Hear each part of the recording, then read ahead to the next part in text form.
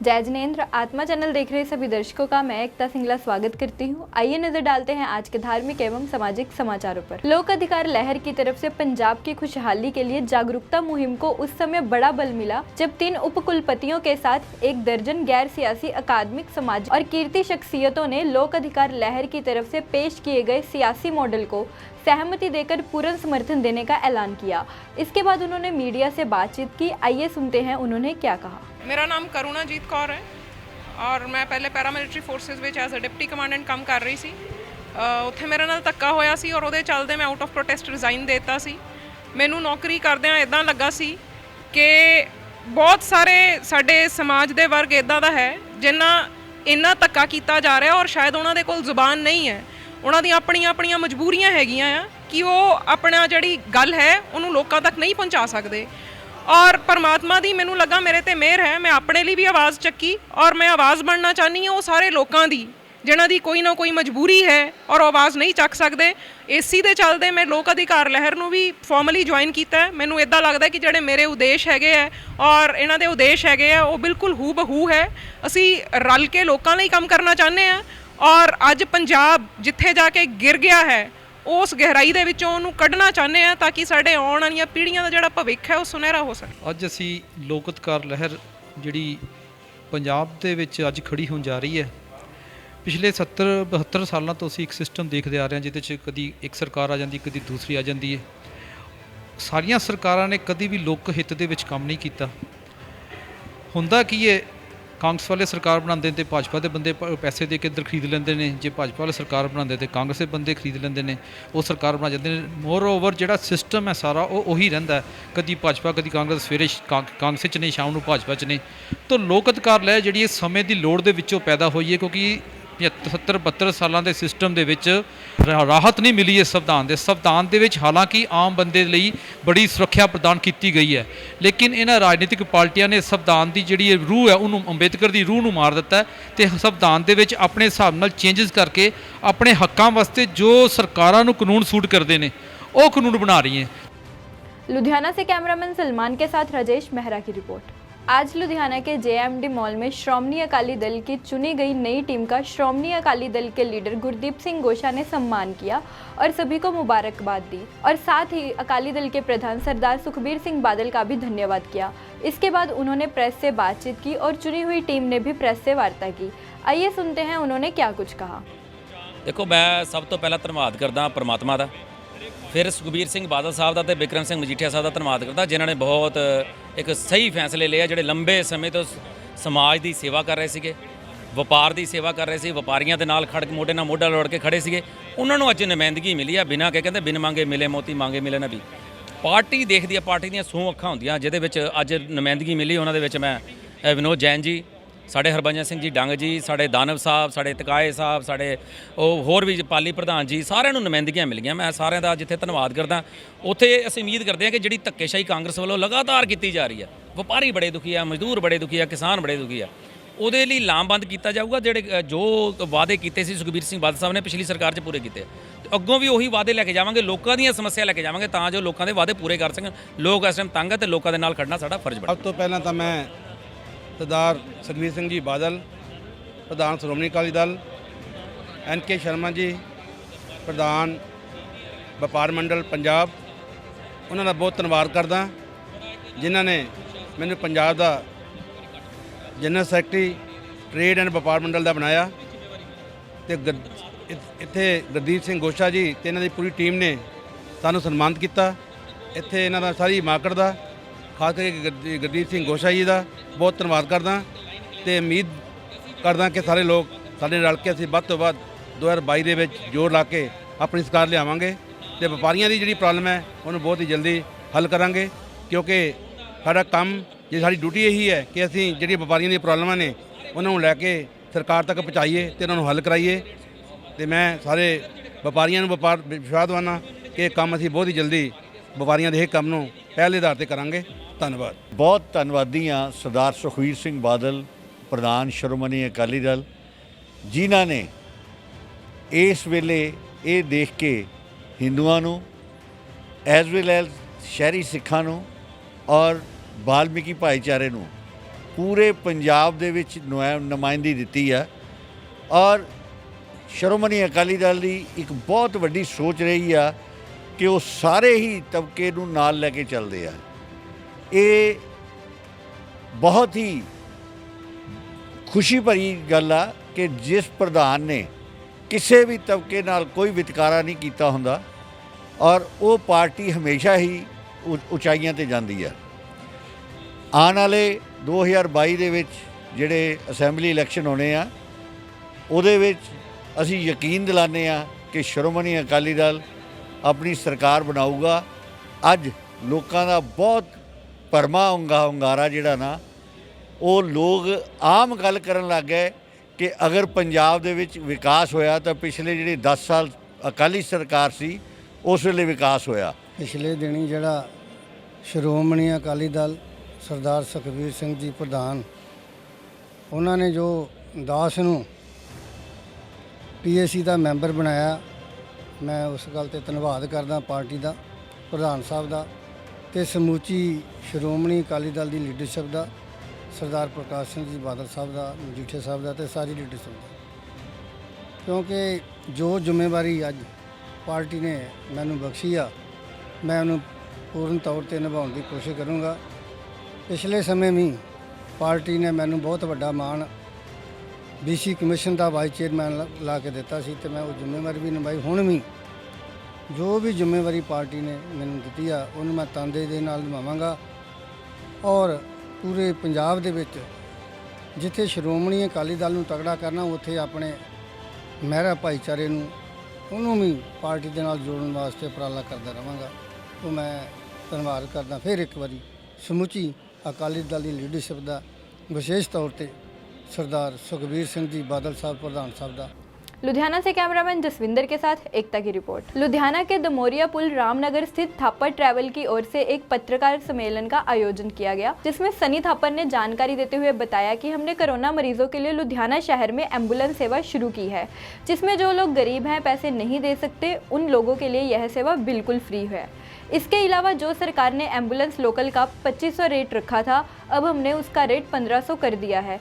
सनी थापर ने आगे बताया कि ACP ट्रैफिक गुरदेव सिंह की प्रेरणा से आरंभ की गई एम्बुलेंस सेवा के साथ अब जल्द ही सभी शमशान घाटों से ज़रूरतमंद परिवारों के मृतकों की अस्थियां कीरतपुर ले जाने की सेवा भी शुरू की जाएगी। अपनी लुधियाना ਵਿੱਚ ਐਂਬੂਲੈਂਸ ਸੇਵਾ ਸ਼ੁਰੂ ਕੀਤੀ ਹੈ ਜੀ। ਜਿਹੜੇ ਬੰਦੇ ਗਰੀਬ ਨੇ, ਜਿਹੜੇ ਨਹੀਂ ਪੇ ਕਰ ਸਕਦੇ, ਅਸੀਂ ਉਹਨਾਂ ਲਈ ਬਿਲਕੁਲ ਫ੍ਰੀ ਸੇਵਾ ਕੀਤੀ ਹੈ। ਬਾਕੀ ਗਵਰਨਮੈਂਟ ਵੱਲੋਂ ਜਿਹੜਾ ਰੇਟ 2500 ਹੋਇਆ ਸੀ, ਅਸੀਂ ਉਹ ਵੀ 1500 ਕੀਤਾ ਵਾ। ਔਰ ਅਸੀਂ ਇਹ ਚਾਹੁੰਦੇ ਕਿ ਚੱਲ ਇਸ ਨਾਲ ਲੋਕਾਂ ਦਾ ਭਲਾ ਹੋਵੇ, ਕਿਉਂਕਿ ਬਿਮਾਰੀ ਕੋਵਿਡ ਦੀ ਇੱਦਾਂ ਦੀ ਹੈ ਕਿ ਬੜੇ ਲੋਕੀ ਬੜਾ ਜ਼ਿਆਦਾ ਹਰਾਸ਼ ਹੋ ਰਹੇ ਨੇ ਔਰ ਉਹਨਾਂ ਨੂੰ ਜਿਹੜਾ ਇਸ ਐਂਬੂਲੈਂਸ ਸੇਵਾ ਦਾ ਜਿਹੜਾ ਸਿਸਟਮ ਆ ਉਹ ਪਤਾ ਨਹੀਂ ਸੀ। ਅਸੀਂ ਲੋਕਾਂ ਨੂੰ ਅਵੇਅਰ ਵੀ ਕੀਤਾ ਔਰ ਸਭ ਨੂੰ ਇਹ ਵੀ ਕਲੀਅਰ ਕੀਤਾ ਕਿ ਪੈਸੇ ਦੀ ਟੈਨਸ਼ਨ ਨਹੀਂ ਲੈਣੀ, ਅਸੀਂ ਤੁਹਾਡੇ ਲਈ ਖੜੇ ਹਾਂ, ਜੋ ਅਸੀਂ ਕਰ ਸਕਦੇ ਹਾਂ ਉਹ ਅਸੀਂ ਕਰਾਂਗੇ। ਜੇ ਕਿਸੇ ਕੋਲ ਪੈਸੇ ਨਹੀਂ ਵੀ ਹੈ ਤਾਂ ਉਹ ਫ੍ਰੀ ਜਾਏਗੀ, ਅਦਰਵਾਈਜ਼ ਜੇ ਕੋਈ ਦੇਣਾ ਚਾਹੁੰਦਾ ਹੈ ਤਾਂ ਉਹ 1500 ਰੁਪਏ ਦੇ ਸਕਦਾ। ਜੇ ਕੋਈ 1000 ਦਿੰਦਾ ਤਾਂ ਅਸੀਂ 1000 ਵੀ ਸੈੱਟ ਕਰਦੇ। ਅਸੀਂ ਇਹ ਨਹੀਂ ਕਹਿੰਦੇ ਕਿ ਅਸੀਂ 1500 ਕਹੇ ਤਾਂ 1500 ਹੀ ਲਵਾਂਗੇ। ਮੈਂ ਤਾਂ ਇਹ ਕਹਿੰਦਾ ਕਿ ਮੇਰਾ ਮੈਸੇਜ ਸਭ ਤੱਕ ਪਹੁੰਚੇ ਔਰ ਜਿਹੜੇ ਗਰੀਬ ਪਰਿਵਾਰ ਨੇ ਉਹ ਮੇਰੇ ਤੱਕ ਆਪਣੇ ਆਪ ਪਹੁੰਚਣ ਤੇ ਮੈਂ ਉਹਨਾਂ ਦੀ ਖੜਾ ਹੋਵਾਂ ਤੇ ਉਹਨਾਂ ਦੀ ਹੈਲਪ ਕਰ ਸਕਾਂ। ਕਿੰਨੀਆਂ ਗੱਡੀਆਂ ਤੁਹਾਡੇ ਕੋਲ ਐਂਬੂਲੈਂਸ? ਮੇਰੇ ਕੋਲ ਵੈਸੇ 10 ਗੱਡੀਆਂ ਸੀ ਜੀ। ਮੈਂ 10 ਨਾਲ ਆਪਣਾ ਸ਼ੁਰੂ ਕੀਤਾ ਸੀ ਸਿਸਟਮ, ਬਟ ਮੇਰੇ ਕੋਲ ਹੁਣ ਜਿਹੜੀ ਆਉਣ ਵਾਲੇ ਟਾਈਮ ਦੇ ਵਿੱਚ ਮੈਨੂੰ ਤਾਂ ਐਂ ਲੱਗਦਾ ਮੇਰੇ ਕੋਲ 50 ਗੱਡੀਆਂ ਨੇ, ਕਿਉਂਕਿ ਮੇਰੇ ਨਾਲ ਕਈ ਬੰਦੇ ਇਹੋ ਜਿਹੇ ਜੁੜ ਰਹੇ ਨੇ BMC ਤੋਂ ਵੀ, CMC ਤੋਂ ਵੀ, ਕਿ ਜਿਹੜੇ ਮੈਨੂੰ ਫੋਨ ਆ ਰਹੇ ਨੇ ਕਿ ਅਸੀਂ ਤੁਹਾਡੇ ਨਾਲ ਖੜੇ ਹਾਂ, ਜਿੱਥੇ ਮਰਜ਼ੀ ਸਾਨੂੰ ਖੜਾਓ, ਚਾਹੇ ਫ੍ਰੀ ਹੈ ਚਾਹੇ ਪੇਡ, ਅਸੀਂ ਜਾਵਾਂਗੇ। ਸਰਕਾਰ ਕੰਨਿਓ ਜਾਂ ਕੋਈ ਪ੍ਰਸ਼ਾਸਨ ਕੰਨਿਓ ਤੁਹਾਨੂੰ ਕੋਈ ਪ੍ਰੋਬਲਮ ਜਾਂ ਮੈਨੂੰ ਸਰਕਾਰ ਵੱਲੋਂ ਪੂਰੀ ਹੈਲਪ ਹੈ ਜੀ। ACP ਗੁਰਦੇਵ ਸਰ ਮੇਰੇ ਨਾਲ ਖੜੇ ਨੇ ਜੀ। ਉਹਨਾਂ ਨੇ ਇਹੀ ਮੈਨੂੰ ਕਿਹਾ ਸੀ ਕਿ ਇਹ ਸਿਸਟਮ ਦੇ ਵਿੱਚ ਆਓ, ਤੁਸੀਂ ਕੁਝ ਲੋਕਾਂ ਦਾ ਭਲਾ ਕਰੋ, ਜੇ ਤੁਹਾਡੇ ਕੋਲ ਚੀਜ਼ ਹੈ ਉਹਨੂੰ ਯੂਜ਼ ਕਰੋ, ਲੋਕਾਂ ਦਾ ਕੰਮ ਆ ਸਕੇ, ਲੋਕਾਂ ਦੀ ਹੈਲਪ ਹੋ ਸਕੇ। ਮੈਂ ਉਹਨਾਂ ਕੋਲ ਬਹਿ ਕੇ ਇਹ ਦਿਮਾਗ 'ਚ ਪਾਇਆ ਸੀ, ਉਦੋਂ ਹੀ ਮੇਰੇ ਦਿਮਾਗ 'ਚ ਖੜਕੀ ਤੇ ਉਦੋਂ ਮੈਂ ਸ਼ੁਰੂ ਕੀਤਾ ਹੈ। लुधियाना से बलवीर मल्होत्रा के साथ राजेश मेहरा की रिपोर्ट। जगवीर सिंह रसूलपुर की अगुवाई में चोलांग टोल प्लाजा से किसानों का विशाल काफिला रवाना हुआ। संयुक्त किसान मोर्चा की तरफ से केंद्र सरकार के खिलाफ काले खेती कानूनों के विरोध में दिल्ली के बॉर्डरों पर लगाए धरनों में शामिल होने के लिए दोआबा किसान कमेटी से सूबा प्रधान जगवीर सिंह रसूलपुर की अगुवाई में किसानों का विशाल जत्था चोलांग टोल प्लाजा से रवाना हुआ। इस मौके जगवीर सिंह सिंह चौहान ने कहा कि मोदी सरकार अपने अड़ियल बर्ताव छोड़ के किसानों के साथ बातचीत करके खेती कानूनों को तुरंत वापस ले। अगर काले कानून वापस नहीं होते हैं तो आने वाले दिनों में किसान संघर्ष को और भी तेज किया जाएगा।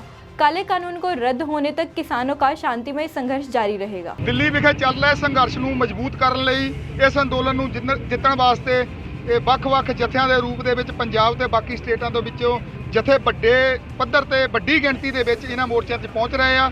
ਸੰਯੁਕਤ ਕਿਸਾਨ ਮੋਰਚਾ ਵੱਲੋਂ ਐਲਾਨ ਕੀਤਾ ਗਿਆ ਸੀ ਕਿ ਜਿੰਨੀਆਂ ਵੀ ਕਮੇਟੀਆਂ ਜਿੰਨੀਆਂ ਵੀ ਯੂਨੀਅਨ ਆ ਸਾਰੀਆਂ ਇਕੱਠੀਆਂ ਹੋ ਕੇ ਵੱਖ-ਵੱਖ ਰੂਪ ਦੇ ਵਿੱਚ ਵੱਡੇ ਜਥੇ ਲੈ ਕੇ ਜਿਹੜੇ ਇਹਨਾਂ ਅੰਦੋਲਨਾਂ 'ਚ ਪਹੁੰਚੋ। ਉਹਦੇ ਤਹਿਤ ਹੀ ਅੱਜ ਟੋਲ ਪਲਾਜ਼ਾ ਚੁਲਾਂਗ ਟਾਂਡਾ ਤੋਂ ਇੱਕ ਵੱਡਾ ਜਥਾ ਲੈ ਕੇ ਦੁਆਬਾ ਕਿਸਾਨ ਕਮੇਟੀ ਪੰਜਾਬ ਜਿਹੜੀ ਆ ਦਿੱਲੀ ਮੋਰਚੇ ਤੇ ਪਹੁੰਚ ਰਹੀ ਆ। ਇਸ ਤੋਂ ਪਹਿਲਾਂ ਵੀ 15-16 ਜਥੇ ਜਿਹੜੇ ਇੱਥੋਂ ਅਸੀਂ ਰਵਾਨਾ ਕਰ ਚੁੱਕੇ ਆ। ਆਉਣ ਵਾਲੇ ਦਿਨਾਂ ਦੇ ਵਿੱਚ ਇਸ ਅੰਦੋਲਨ ਨੂੰ ਬਹੁਤ ਵੱਡੇ ਪੱਧਰ ਤੇ ਉੱਚਾ ਚੱਕਣ ਵਾਸਤੇ ਇਹਨੂੰ ਜਿੱਤਣ ਵਾਸਤੇ ਜਿਹੜੇ ਬਹੁਤ ਵੱਡੇ ਉਪਰਾਲੇ ਕੀਤੇ ਜਾਣ। ਵੱਡੀ ਗਿਣਤੀ 'ਚ ਕਿਸਾਨ ਜਿਹੜੇ ਉੱਥੇ ਪਹੁੰਚਣਗੇ ਔਰ ਨਰਿੰਦਰ ਮੋਦੀ ਦੀ ਅੜੀਅਲ ਜਿਹੜਾ ਰਵੱਈਆ ਆ ਤੇ ਉਹਦੀ ਸਰਕਾਰ ਆ, ਕੇਂਦਰ ਦੀ ਸਰਕਾਰ ਆ ਜਿਹਨੇ ਇਹ ਬਿੱਲ ਸਾਡੇ ਤੇ ਲਾਗੂ ਕੀਤੇ ਆ, ਉਹਨਾਂ ਨੂੰ ਰੱਦ ਕਰਾਉਣ ਵਾਸਤੇ ਇਹ ਸੰਘਰਸ਼ ਜਿਹੜਾ ਲਗਾਤਾਰ ਜਾਰੀ ਰਹੂਗਾ।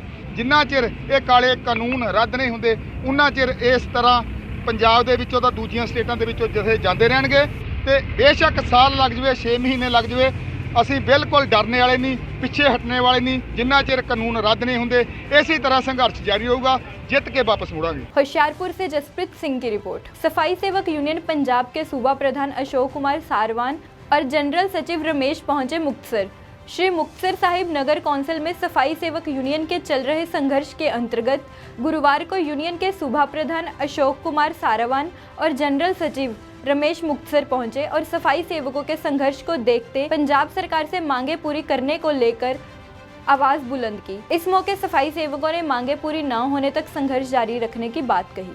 साडे सफाई सेवक यूनियन सूबा प्रधान अशोक कुमार जी सारवान, जनरल सकत्तर साडे रमेश बेचन जी विशेष तौर पर मुक्तसर दे विच आए हैं क्योंकि पूरे पंजाब दे विच अनमिथी हड़ताल सफाई सेवकों की चल रही हैगी है।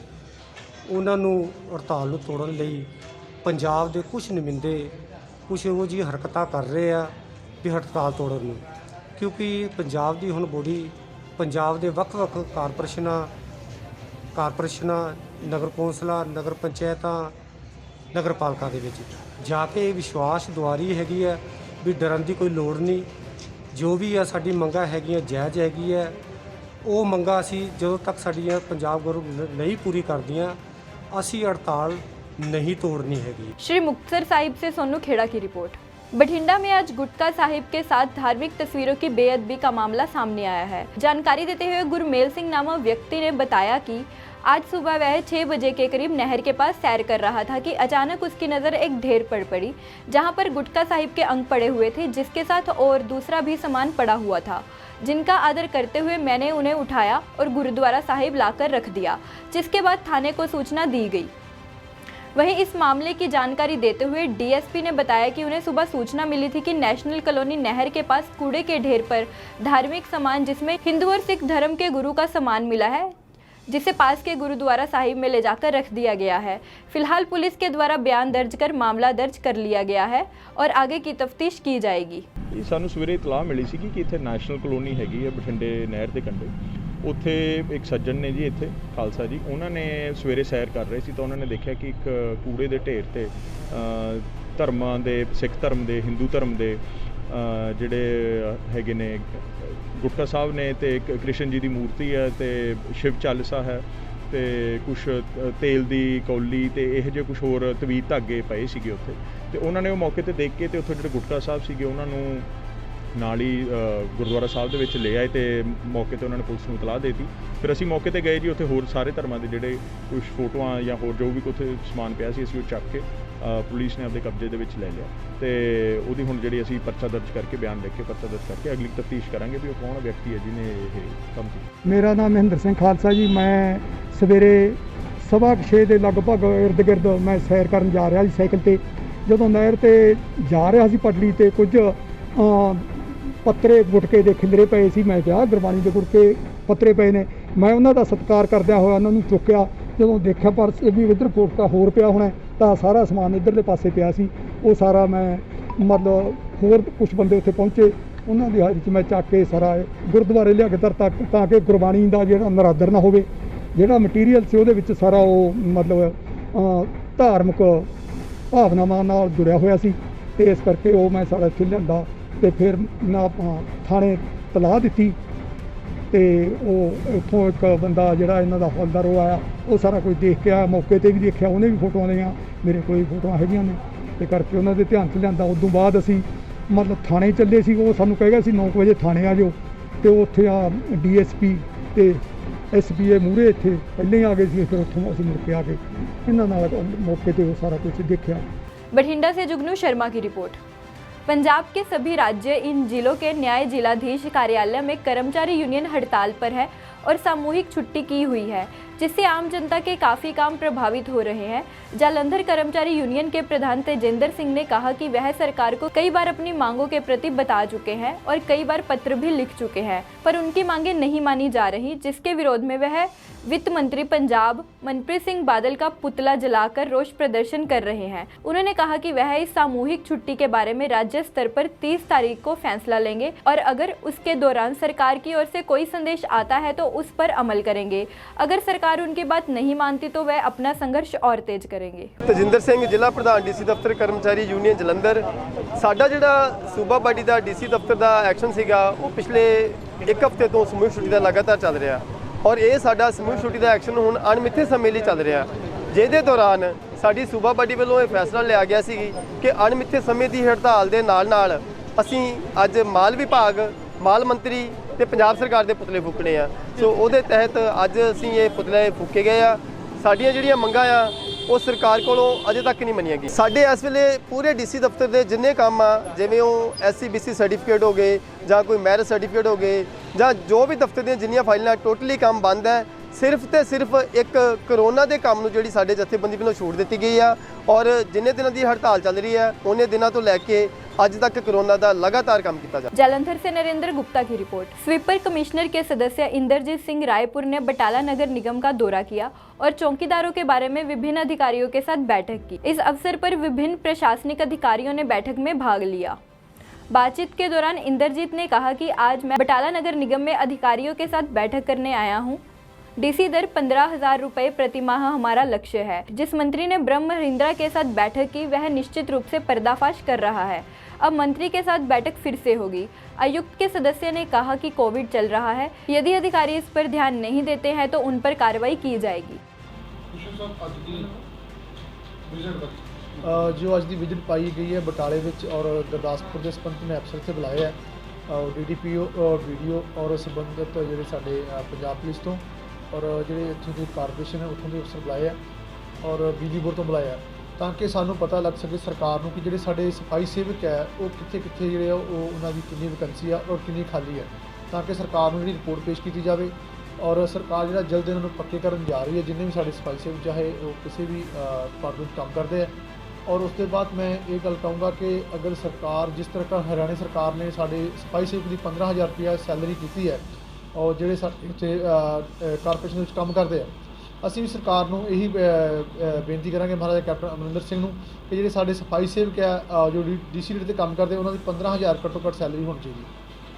ਜਿਹੜੀ ਸਫਾਈ ਸੇਵਕ ਨੇ ਪਿਛਲੇ ਲੰਬੇ ਸਮੇਂ ਤੋਂ ਹੜਤਾਲ ਤੇ ਮੀਟਿੰਗ ਵੀ ਹੋਈ ਤੁਹਾਡੇ ਮੰਤਰੀ ਬ੍ਰਹਮਪੁਰਾ ਵੇਖੋ ਜਿਹੜੀ ਜੀ ਮਹਿੰਦਰਾ ਸਾਹਿਬ ਨਾਲ ਮੀਟਿੰਗ ਹੋਈ ਹੈ, ਉਹ ਪਰਸਨਲ ਮੀਟਿੰਗ ਹੋਈ ਸੀ। ਉਹਨਾਂ ਨੇ 3 ਦਿਨਾਂ ਦਾ ਟਾਈਮ ਲਿਆ CM ਸਾਹਿਬ ਨੂੰ ਮਿਲ ਕੇ ਔਰ ਜਿਹੜੀ ਦੁਬਾਰਾ 3 ਦਿਨਾਂ ਬਾਅਦ ਮੀਟਿੰਗ ਜਿਹੜੀ ਦੁਬਾਰਾ ਮੰਤਰੀ ਸਾਹਿਬ ਨੂੰ ਲਈ ਜਾਊਗੀ।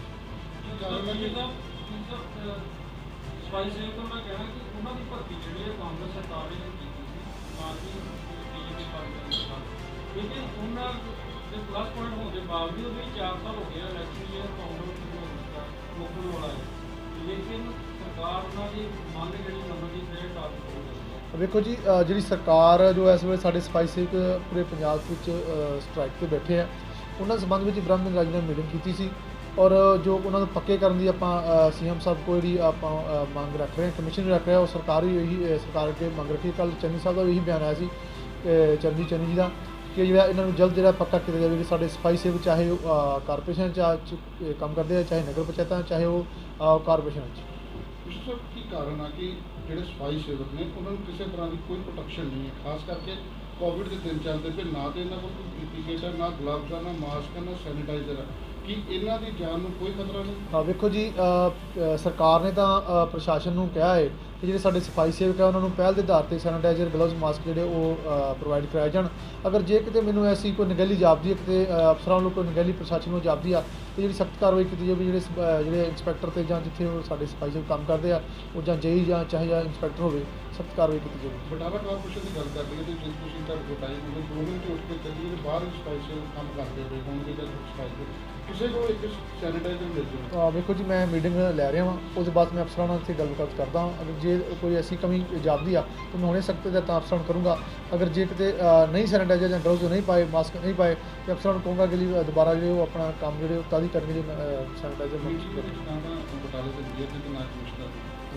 ਦੇਖੋ ਜੀ, ਜਿਹੜੀ ਸਾਡੀ ਮੀਟਿੰਗ ਹੈ ਮੇਰੀ ਅੱਜ ਮੀਟਿੰਗ ਸੀ DDPO, BDO, ਬਿਜਲੀ ਬੋਰਡ ਤੋਂ ਬੈਠੇ ਆ, ਮੇਰੇ DSP ਸਾਹਿਬ ਬੈਠੇ ਆ। ਮੇਰੀ ਮੀਟਿੰਗ ਜਿਹੜੀ ਇਹਨਾਂ ਨਾਲ ਸੀ ਕਿ ਇਹਨਾਂ ਦੇ ਮੈਂ ਸਫਾਈ ਸੇਵਕ ਨੇ ਵੀ ਇਹਨਾਂ ਕਿੰਨੇ ਸਫਾਈ ਸੇਵਕ ਆ, ਕੱਚੇ ਕਿੰਨੇ ਆ, ਪੋਸਟਾਂ ਕਿੰਨੀਆਂ ਖਾਲੀਆਂ ਸੀ। ਕਦੋਂ ਤੱਕ ਲੱਗਦਾ ਸਫਾਈ ਖਤਮ ਹੋ ਜਾਏਗੀ ਤੇ ਇਹਨਾਂ ਦੀਆਂ ਮੰਗਾਂ ਮੰਨੀਆਂ? ਦੇਖੋ ਜੀ, ਮੰਤਰੀ ਸਾਹਿਬ ਨਾਲ ਮੀਟਿੰਗ CM ਸਾਹਿਬ ਨਾਲ ਜਲਦ ਲੈ ਰਹੇ ਆ, ਔਰ ਛੇਤੀ ਕੋਸ਼ਿਸ਼ ਆ ਵੀ ਸਾਡੀ ਕਮਿਸ਼ਨ ਦੀ ਕੋਸ਼ਿਸ਼ ਹੈ ਛੇਤੀ ਜਿਹੜੀ ਖਤਮ ਹੋ के ਇਹਨਾਂ ਨੂੰ पक्का कर देंगे। बटाला से जितेंद्र कुंडल की रिपोर्ट। बठिंडा में कोरोना महामारी में जान गंवाने वाले शहर के लोगों को श्रद्धांजलि दी गई और आज देश के प्रधानमंत्री नरेंद्र मोदी के खिलाफ रोष मार्च निकाला गया। Amarjeet Kaur memorial charitable trust की ओर से यह मार्च निकाला गया और देश के लोगों को जागरूक किया गया कि आज देश और पंजाब राज्य की सरकार सेहत सुविधाएं देने में नाकामयाब रही। सैकड़ों लोग कोरोना की चपेट में आकर जान गंवा चुके हैं और मोदी सरकार मूर्तियों पर करोड़ों रुपए खर्च करती रही है। इसलिए वह लोगों से अपील कर रहे हैं कि देश के लोग इकट्ठा हों और मोदी सरकार को आने वाले चुनावों में सबक सिखाएं। मार्च निकालने के दौरान महिलाओं ने कहा कि हम किसानों के साथ हैं। किसान लंबे समय से संघर्ष कर रहे हैं, लेकिन केंद्र सरकार उनकी कोई सुनवाई नहीं कर रही। जल्द ही उनकी भी सुनवाई होनी चाहिए। नाम अजैब सिंह सोहल। इस टाइम मैं कोरोना वायरस के संबंध में ਜਿਹੜੀਆਂ पेंटिंग्स हैगियां बनाई गई हैगियां, ये डॉक्टर साहब है, वकील साहब है ਤੇ ਮੁਅੱਜ਼ਜ਼ ਹਸਤੀਆਂ ਅੱਜ ਇੱਥੇ ਬਠਿੰਡੇ ਦੀਆਂ ਇੱਥੇ ਹਾਜ਼ਰ ਹੋ ਕੇ ਇਹਨਾਂ ਨੂੰ ਸ਼ਰਧਾ ਦੇ ਫੁੱਲ ਭੇਂਟ ਕਰਨ ਵਾਸਤੇ ਹਾਜ਼ਰ ਹੋਏ। ਕੀ ਮੈਸੇਜ ਕੀ ਦਿੱਤਾ ਜਾ ਰਿਹਾ ਹੈ? ਮੈਸੇਜ ਇਹ ਦਿੱਤਾ ਜਾ ਰਿਹਾ ਕਿ ਕੋਰੋਨਾ ਤੋਂ ਬਚਣ ਵਾਸਤੇ, ਕਿਉਂਕਿ ਸਰਕਾਰ ਜਿਹੜੀ ਆ ਹਰ ਮੁਹਾਜ਼ ਤੇ ਫੇਲ ਹੈ, ਸਾਨੂੰ ਆਪਸ ਦੇ ਵਿੱਚ ਇਹ ਜਿਹੜਾ ਕੋਰੋਨਾ ਤੋਂ ਬਚਣਾ ਚਾਹੀਦਾ। ਜਿਹੜਾ ਅਸੀਂ ਅੱਜ ਮਾਰਚ ਕਰ ਰਹੇ ਹਾਂ ਉਹ ਵੀ ਲੋਕਾਂ ਨੂੰ ਵਿਖਾਵਾਂਗੇ ਕਿ ਅਸੀਂ 6-6 ਫੁੱਟ ਦੀ ਦੂਰੀ ਤੇ ਚੱਲਾਂਗੇ। ਇਹ ਮਾਸਕ ਦੀ ਵਰਤੋਂ ਕਰਦੇ ਹੋਏ, ਸੈਨੀਟਾਈਜ਼ਰ ਦੀ ਵਰਤੋਂ ਕਰਦੇ ਹੋਏ ਜਾਵਾਂਗੇ ਔਰ ਲੋਕਾਂ ਨੂੰ ਇਹੀ ਮੈਸੇਜ ਹੈ ਕਿ ਕੋਰੋਨਾ ਤੋਂ ਆਪਦੀ ਆਪ ਬਚੋ। ਸਰਕਾਰਾਂ ਇਸ ਨੂੰ ਬਚਾਉਣ ਦੇ ਵਿੱਚ ਫੇਲ ਹੋ ਚੁੱਕੀਆਂ। ਟੀਕੇ ਦਾ ਵਪਾਰੀਕਰਨ ਹੋ ਰਿਹਾ ਹੈ। ਟੀਕਾ ਜਿਹੜਾ ਇੱਥੇ ਇੰਡੀਆ ਦੇ ਵਿੱਚ ਲੱਗਣਾ ਸੀ ਉਹ ਵੇਚ ਦਿੱਤਾ ਗਿਆ ਔਰ ਹਿੰਦੁਸਤਾਨ ਦੇ ਵਿੱਚ ਇਹ ਮੈਸੇਜ ਹੈ ਕਿ ਮੈਨੂੰ ਖੁਦ ਨੂੰ ਟੀਕਾ ਲਵਾਏ ਨੂੰ 10 ਅਪ੍ਰੈਲ ਨੂੰ ਮੈਂ ਲਵਾਇਆ ਸੀਗਾ ਤੇ ਅੱਜ ਤੱਕ ਮੇਰੇ ਸੈਕੰਡ ਡੋਜ਼ ਨਹੀਂ ਲੱਗਿਆ ਔਰ ਜਿਹੜਾ 18 ਸਾਲ ਤੱਕ ਦਾ ਟੀਕਾ ਇਹ ਕਹਿੰਦੇ ਰਿਹਾ ਉਹ ਮੇਰਾ ਬੇਟਾ ਹੈ, ਉਸ ਨੂੰ ਹਲੇ ਤੱਕ ਉਹ ਟੀਕਾ ਨਹੀਂ ਲੱਗਿਆ। ਉਹ हर रोज अस्पताल जाता है तो टीका नहीं लगता। बठिंडा से जुगनू शर्मा की रिपोर्ट। तो ये थे आज के धार्मिक एवं सामाजिक समाचार। कल फिर हाजिर होंगे। एकता को दीजिए इजाजत। जय जिनेंद्र।